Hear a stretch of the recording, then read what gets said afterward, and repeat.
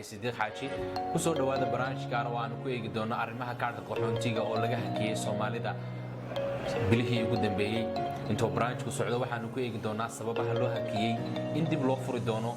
rajada laga qabo in dib loo furi doono iyo arrimo kale oo la xiriira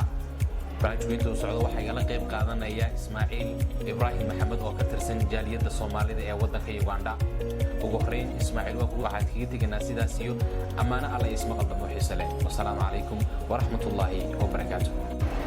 kaasi wuxuu ahaa Ismaaciil Ibrahim Maxamed oo ah head programka jaaliyadda Soomaalida sidoo kalena ah aasaasaha hay'adda Sonyo oo aan ka wareysanay arrimaha kaarka qaxoontiga ee laga joojiyay Soomaalida iyo rajada laga qabo in dib loo furo iyo arrimo la xiriira oo aad muuqaalka ku daawateen anuguna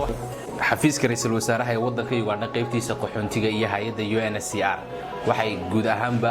imika hakiyeen shaqadii OBM-ka ee laga hayay shaqadii OBM-ka ee qaybta Soomaalida ayaa la joojiyay maxaa sababay in Soomaalida oo kaliya laga joojiyo maxaa sababay in Soomaalida mangaliyay doonka oo kaliya shaqadii laga joojiyo oo aan la shaqeyn iyadoo qoomiyadii kale wali sidoodii loogu shaqeyn su'aasha jawaabteeda hore u galo sababaha keenay in Soomaalida kaliya oo laga hakiyo in diiwaangelinta qaxootiga waxa keenay waxa waa sidaan ognahay anaga dadkeena Soomaaliyeed waxa waa dhibaatooyinka ay ka abuureen xafiiska qaxootiga ee ra'iisul wasaaraha marka